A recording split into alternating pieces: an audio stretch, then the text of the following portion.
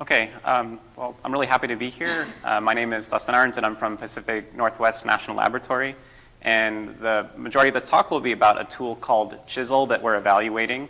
And this is a collaboration between PNNL and UNC Charlotte. Okay, so let me get started by motivating this tool that we've built in terms of what I refer to as the elephant in the room with machine learning. And so we've had some discussion earlier today and this week about machine learning being data hungry. Everyone knows this, but the elephant in the room in this case is that this data has to have labels associated with it. And those labels are very, very expensive to get. And so if you don't have labels, you're not really going to be able to build a good model, most likely. And so the solution to this problem, in terms of the most popular solution, tends to be crowdsourcing these days. But that has with it a lot of assumptions, specifically that with crowdsourcing you have to have a very well-defined task. You have to be able to ask the annotators to do something very specific to be able to get good quality results. You don't want this to be open-ended. Additionally, the annotators have to have the capability to do this task. We just refer to that as expertise, and there needs to be a lot of them. And so if you violate one or more of these assumptions, then you may not be able to use crowdsourcing, and you're going to have to use some alternative technique. So the alternatives that you might consider, the first one is probably active learning. Active learning is a technique where we essentially are building a model at the same time as we're eliciting labels from an annotator so that we can optimize the use of the annotator's time. We're not asking them to label things that don't really help the model very much. And on the other hand, there's a technique called visual interactive labeling, where we give the annotator an exploratory data analysis tool and kind of let them organize and explore the data and label it that way. I see these two techniques as being on different ends of an extreme. And to use a metaphor, active learning is like riding the bus. You don't really have a lot of control where you stop. It's pretty slow, and personally I hate riding the bus. I'm done with that. And visual interactive labeling is like driving a Formula One race car. Not everyone is qualified to pilot such a complicated vehicle, even though it might get you where you're going the fastest. And it could potentially be dangerous to drive. And so our goal with the tool that we built called Chisel was to land somewhere between these two extremes and to make the tool more accessible to more people. So I'm going to show a video of the tool. Hopefully it won't play sound, then I'll talk over it. Okay, good. So essentially the tool starts by providing some recommendations for things for the user to look at. I think it is playing sound. Oh well, I'll just talk over it. Anyway, so the tool starts by providing some limited number of recommendations for the user to look at. The user can double click on those recommendations to create a group based on at least one example. And then what the tool shows you is that there's one group per row here, and the recommendations are sort of like on the right-hand side. These are the things that the machine learning algorithm thinks belongs in the user's group. And then the user can simply drag and drop to relabel things. And the machine learning algorithm is always running in the background and is making recommendations for new things for the user to look at and sort of new predictions. And then there's also this borderlines column in the middle, which are things that do belong in that group for now, but have a high chance of potentially changing the classifier's decision. And so these are things that might require sort of immediate attention by the user. And there's a high likelihood that misclassifications show up in this borderlines column. So that's the idea behind the tool. So the rest of this talk is going to basically be about the evaluation of sort of the algorithms that drive this underneath the hood. Oh, and I should preface all of this by saying that all of the machine learning that's happening when the user is interacting is happening in a web browser, and this scales at interactive speed, so a few milliseconds per interaction for tens or hundreds of thousands of instances. So I'm going to talk about how that's even possible. But some of the other advantages of the this tool is that it's very intuitive. So of course, users can drag and drop examples to form groups, and they should be very familiar with this type of task. And the other advantage is that data is organized into rows in this table, and we don't have very many columns in here. So the overall organization of the tool is very simple. The tool is also very flexible. We're showing individual instances, so we don't have to come up with some sort of abstract visualization that could be confusing, and we can also have custom visualizations for different types of data. So we can show text or time series or images or whatever, and it's very easy just to show the raw data in the tool. And those visualizations can also be interactive. But most importantly, the tool is very scalable. So as I was hinting at before, it can retrain at interactive speeds, so it's always getting new predictions very quickly. But another dimension of scalability that I want to highlight is sort of the visual scalability. So of course, you can be fast, but if you show the user too much stuff, then you failed in this other dimension of scalability. And so we use this sort of tip of the iceberg design to very cleverly select what information to show the user that has a higher likelihood of benefiting the model if it's relabeled. And in that way, we're not really dealing with issues of clutter and overplotting and things like that. Okay, so I'm going to spend a few minutes now talking about how Chisel actually works. So, but before I do that, I have to give a little bit of sort of background on some of the nuances of classification and machine learning so that you can understand like where all this is coming from. So the basics here for supervised classification is that we start with a label data set and some corresponding labels, and the goal is to build a model or a function that can take new data as input and predict labels. Okay, so got that out of the way. Everyone already knows that. But as is often the case, there tends to be unlabeled data during training time that we could have used if we had labels associated with it, but we don't. And so semi-supervised learning is a technique where we take this sort of set of data, the labeled data, corresponding labels, and the unlabeled data, and we build a model from that. Now, if we're performing transduction, then what we're doing is we're predicting the labels for the unlabeled data at training time. If we're performing induction, then we take these three pieces and we build a model that can actually just make predictions for new data. So that's kind of like what we want, but sometimes transduction is just good enough. So our tool is not inductive, it's transductive. And so we don't predict on new things. We just predict on the unlabeled data that we have at training time. But that's exactly what we want to do, right? Because we're trying to get labels. We already have all the data. We don't care about new data right at this time. We just want the labels for the unlabeled data. Okay, so now I'm going to talk about the representation-free part of our algorithm. This is what makes it fast. So this is kind of motivated by the fact when we tried to implement this tool with a Python machine learning backend, the existing semi-supervised baselines were really, really slow. And so we tried to figure out a way to make that better. And our approach was to essentially start with a semi-supervised sort of problem setup and then do the following sort of trick, which is to take the labeled data and the unlabeled data and to compute some type of special data structure that's much smaller that we can perform the classification on without having to reference the original raw data or some intermediate representation of that data. And then if we have this data structure, when we combine that with some labels that are provided by the user, we can then sort of run a semi-supervised version of this without the representations and predict on the unlabeled data, essentially. So that's the basic idea for how the tool works. Of course, the secret sauce is how do you find that like intermediate data structure, which we never gave a good name for, so I'm leaving it anonymous here. But how do you find that like purple thing? And the technique that we used was to leverage hierarchical clustering. And so what we did was we essentially ran hierarchical clustering and used the data structure that's produced by this clustering as a way to approximate a distance function between our data, which we then used to perform one nearest neighbor classification. So it's basically the dumbest possible algorithm you could think of, but it's really fast. Okay? And so here's an idea of how that would work. If we have this clustering that's produced by, just like as an example, and we have the instances, we have two instances labeled, one is labeled A and one is labeled B. How would we predict the label of this question mark? Well, we would look at the distance between that and A. In this case, it's four hops in the tree, and B has a distance of 5 hops in the tree. So we would label the question mark with an A. And subsequently, we can label everything else in this dendrogram in a similar manner. So that's great. That's already a pretty sort of fast way of doing things, but we also leverage dynamic programming combined with a special kind of representation of the tree called a parent pointer array.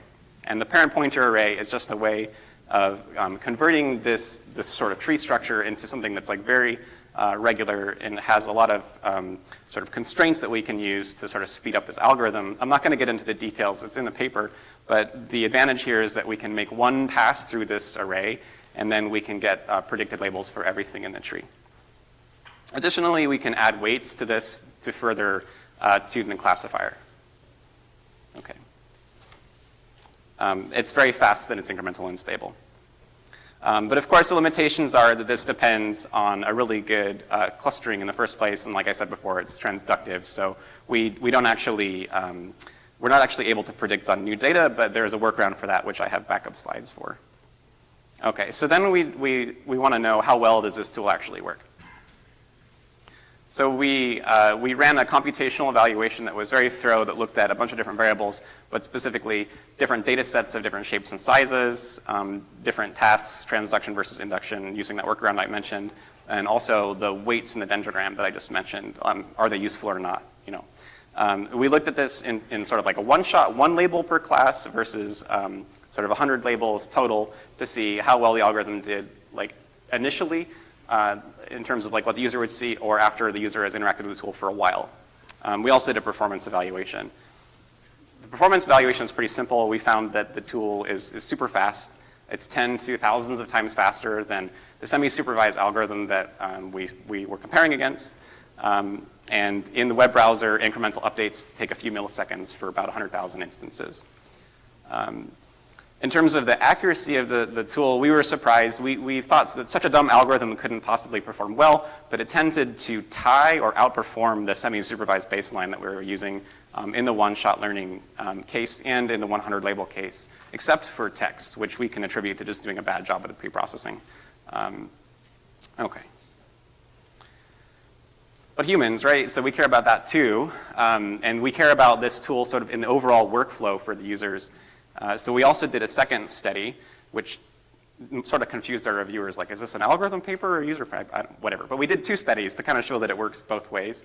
And this was an in-laboratory study.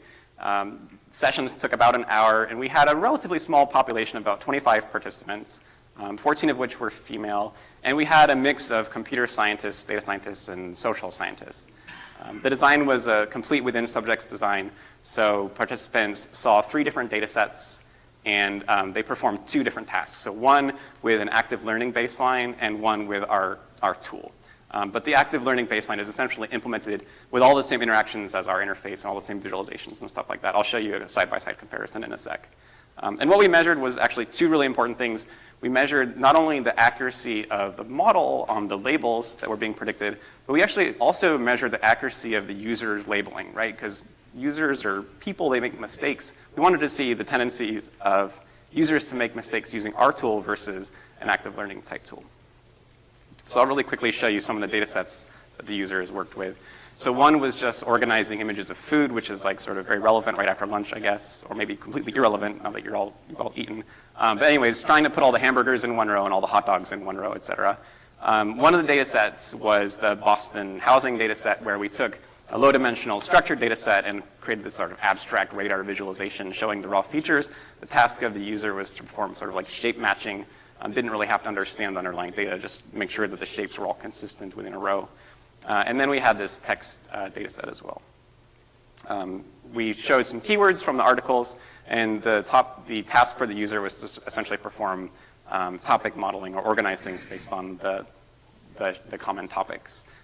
In addition to seeing the keywords, the users could also click on the instances and read the full text. And here's a side-by-side of our 2 conditions, active learning versus sequential, which is what we call active learning, and chisel. So on the left-hand side, we have chisel with the Boston housing data set, so I already talked a bunch about that. So on the right-hand side, we have the active learning case, where you present the user with one instance and ask them, which group does this belong in? And they just drag it in there, and they just keep performing that task. So they ride the bus all the way till the end. And what we found was that participants were better, the transductions or the labels that were predicted using participants' input was better on the Boston and ImageNet data set, but worse on the news groups data set. We also found that participants' annotations were better specifically on the Boston data set, and essentially just tied on the other data sets. Also, importantly, that having expertise in machine learning did not necessarily correlate with performance in the tool. So we can sort of claim that this tool is sort of generally usable, and you don't need to be a data scientist to actually use it, which is our goal, right? Because there's not a lot of data scientists out there. And that the newsgroups data set took a lot longer, but was not necessarily a harder task. It just required participants to read the articles to actually be able to make the classification. And that could be one reason why participants' annotations were worse with Chisel than with the sequential case, because the sequential case forces you to actually look at one thing at a time and you don't get as distracted. So you can actually read it and then make a decision. And participants enjoyed the study, which we interpreted as our tool was fun to use, I guess, which is good, right? Okay. So to wrap things up, I think we can conclude that our tool is certainly fast, much, much faster than the baseline, so we succeeded there. Surprisingly, our tool is accurate compared to the baselines that we looked at. And it's also helpful, and we've tried this on a bunch of different application domains. I have a bunch of bonus slides on like future work and deeper on the evaluation, but I kind of want to wrap things up by saying for future work, I'd like to sort of hand this concept to the community, and I'd like to see what you all do with it. I think this representation-free classification is like a broad and reusable concept. You don't necessarily have to use the approach that we use, so I'd like to see this used again and again for different applications. I think there's a lot here to use. The tool is available on open source on GitHub, so you can go to this URL. And if you have questions, talk to me after the session or email me. And then if I may, one final plug. So this is a crazy job market right now, and if you are interested in doing this type of work with me or with P&L, I'd love to hear from you. So we're recruiting all kinds of people, interns, postdocs, whatever. Just talk to me. Okay, thanks. Right. Great. Let's thank Dustin. And we have time for a couple of questions. Hi. So trying to figure out if this is an active learning paper or not. So in active learning, you wanted to minimize the amount of data to improve the model performance. And I was expecting to see some learning curves. You're saying this is doing better than X, but it's not clear. Or if it is an active annotation paper where you wanted to annotate all the data, minimizing the effort. So yeah, thank you for the question. I'm not sure if it really matters to categorize this paper in terms of existing art or not, but if you force me to, I would say that I think it's an active learning paper. We did look at the learning curves. So the conclusions that we found in the 100 label case are based on these learning curves. And so we're basically looking at the accuracy of the tool over time as we add more and more labels. Hi, I'm curious about the quality control of the labels. So how did you measure the reliability of each user when they provide the labeling data? Yeah, so we had ground truth for the data sets that we were using, and we initialized the interface with initial groups that matched the ground truth, and they weren't allowed to change the groups. So for that, we basically controlled the experiment so we could actually measure the accuracy of the user's labels. Here. Hi, thanks for it. Maybe you mentioned this because I arrived a bit late. I'm sorry if I'm asking something else. Regarding the active learning, there are many strategies, uncertainty sampling, I don't know, query by committee, and also you can choose different classification models. So which exactly did you follow here? Yeah, so in our computational study, we looked at two of the most common active learning sampling techniques, uncertainty sampling and random sampling. And this table kind of summarizes the performance of that variable and a couple other ones. We found that uncertainty sampling, or I should say that random sampling was more harmful to the semi-supervised algorithm baseline than it was to our tool. So our recommendation is to use uncertainty sampling with our tool if you want to recommend instances. And just computationally, we didn't have the resources to look at all of these different sampling techniques, so we just picked essentially two. And the classification algorithm that you use? That was the label propagation algorithm that's in the SIGCHI learn package for the baseline. Okay. All right. Okay. So let's thank Dustin one more time. And if you are interested in his work and also possibly a job, please find